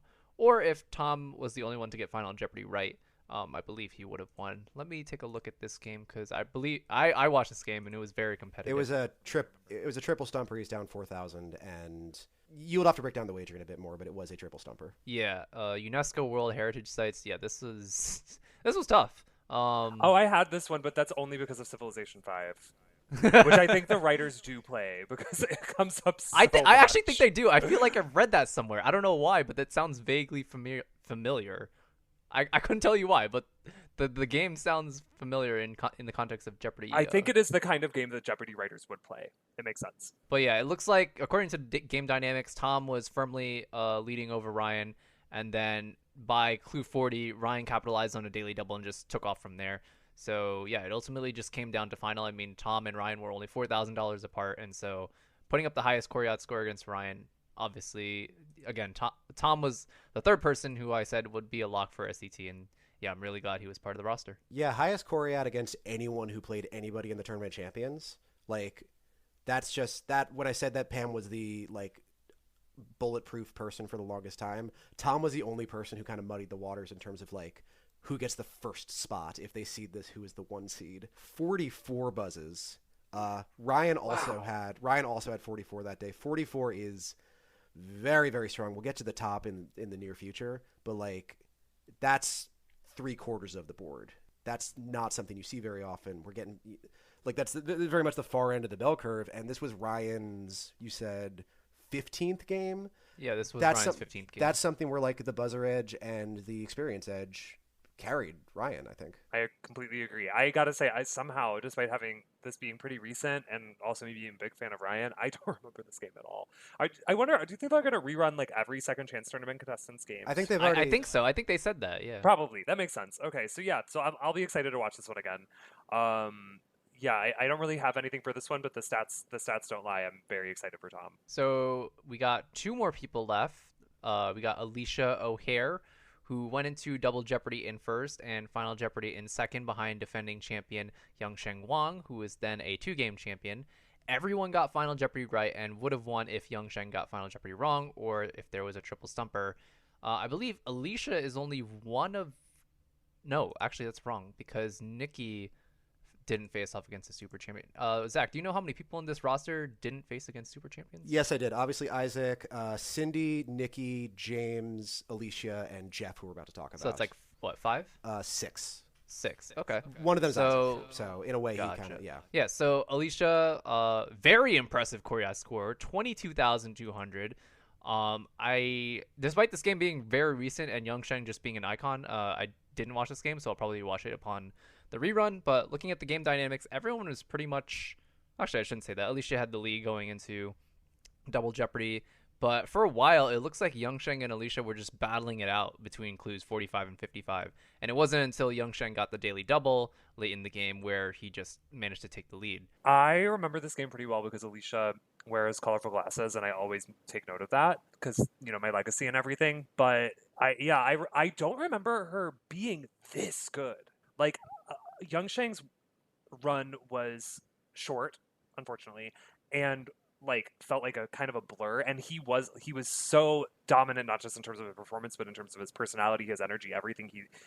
He's so gregarious and amazing. So I feel like he's the sadly for Alicia and Judd, I feel like he's the only person that I remember from this game, but I remember Alicia's glasses, and I did not remember her doing this well. This is I hesitate to call her a dark horse because she seems like such an obvious frontrunner, but I hadn't really been thinking about her going into this, and to see her included here, I think is super exciting. Yeah, you can do a little bit of a thought experiment of what if Alicia and Rowan traded places or whatever, and like what if, not having to go up against Super Champion, but first off, Youngshen's a really strong 3-day champion, and then 42 attempts by Alicia. That's very, very strong.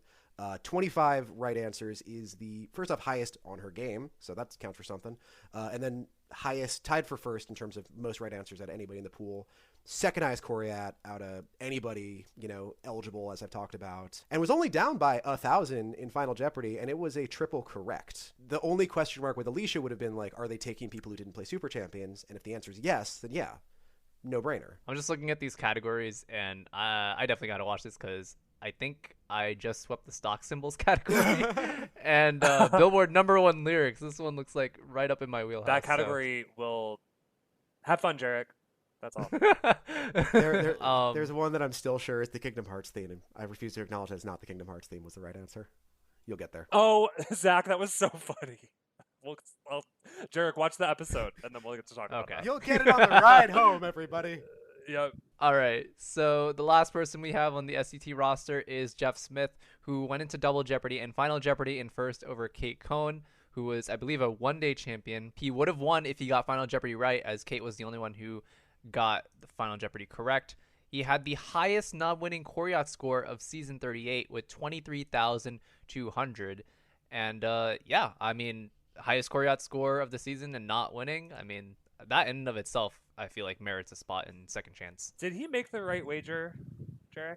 I believe he did. I want to say he wagered to cover. Let me just check. It says that he should wager 11,201. Yeah, he wagered 11.8, which is above the minimum. So yeah, he did wager to cover Kate's doubled score. And I believe Kate slightly over wagered, but it didn't matter since she was the only one who got final right. But yeah, looking at these game dynamics, it looks like Jeff just couldn't get the daily doubles to his advantage because he didn't get the one in single right. And he got one early on in Double Jeopardy, but that lowered his score a little bit. And then around clue 35, that's when him and Kate just started battling it out for the lead. And then ultimately Jeff ended up on top. So yeah, it just boiled down to final, really. And do you have any notes on Jeff, Zach? I absolutely do, yes. As you mentioned, highest Coriat, tied for first with Alicia in terms of most right answers.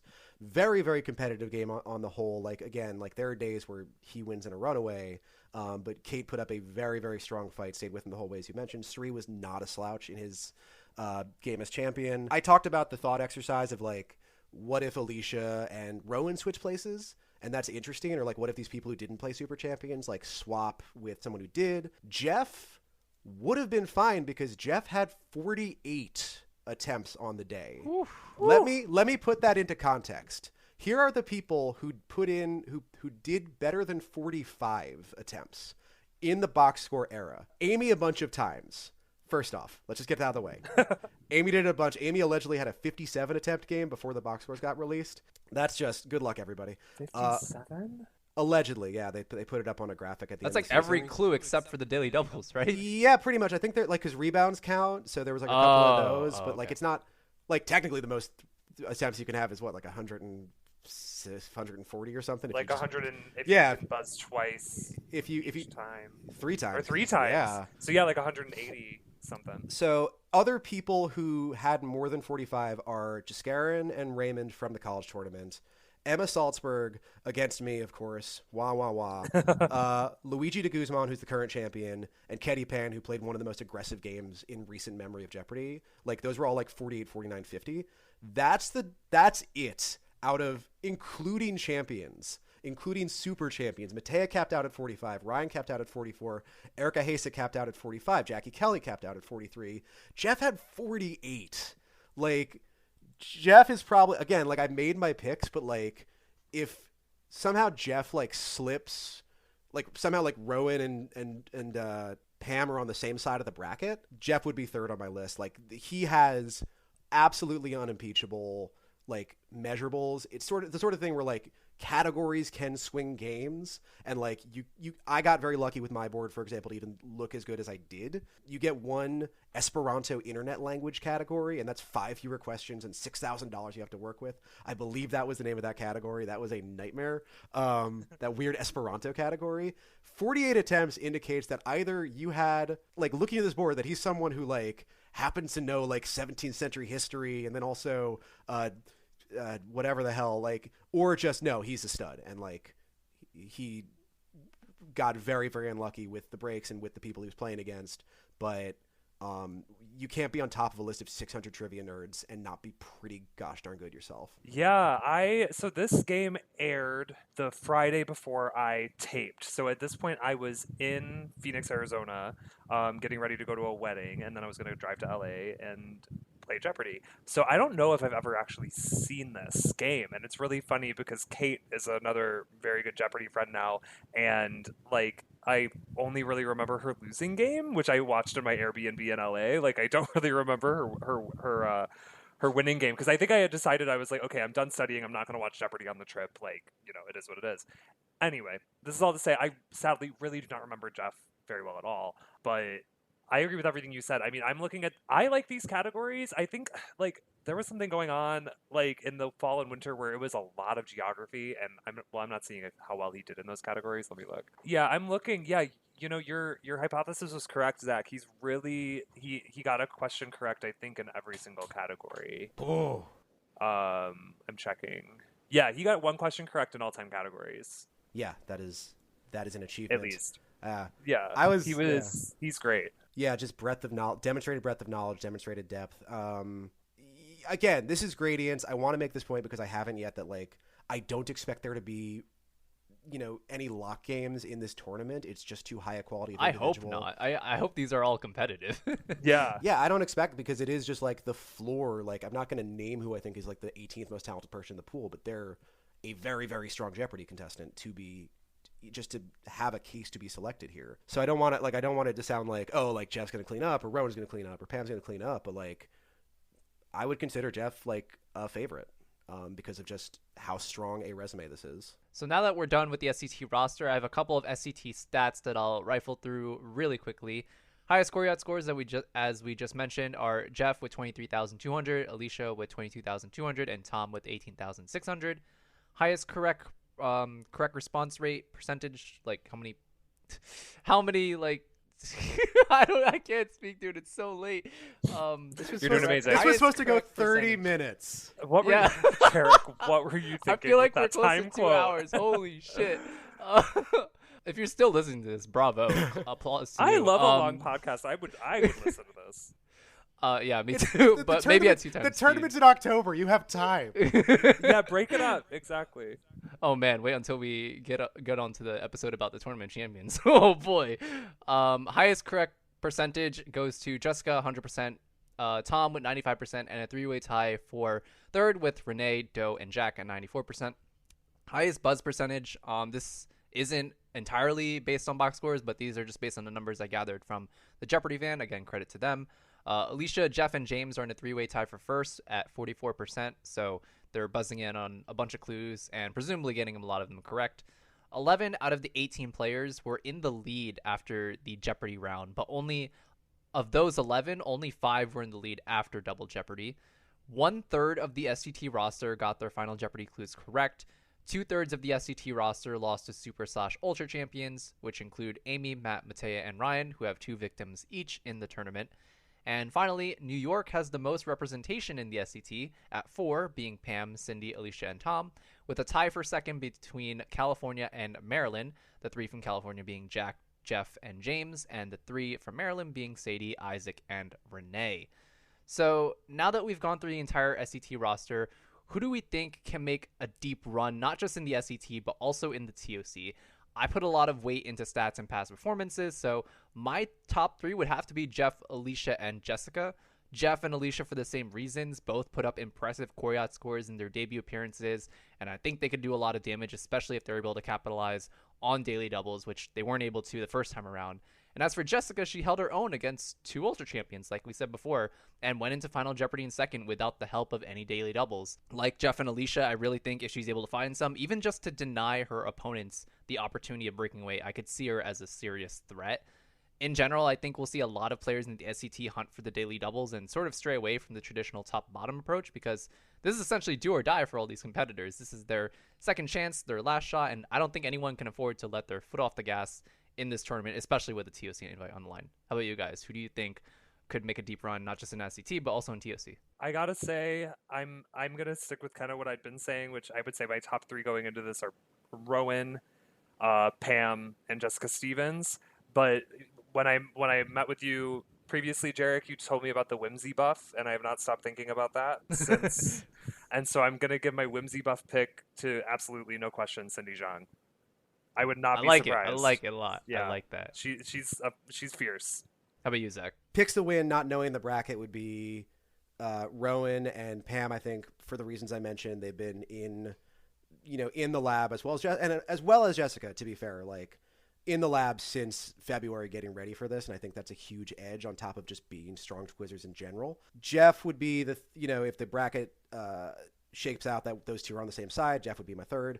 If somehow they're all on the same side, that's a weird structure, but then then we'll see, and there's chaos here. Heart pick, in terms of like who I want to see win.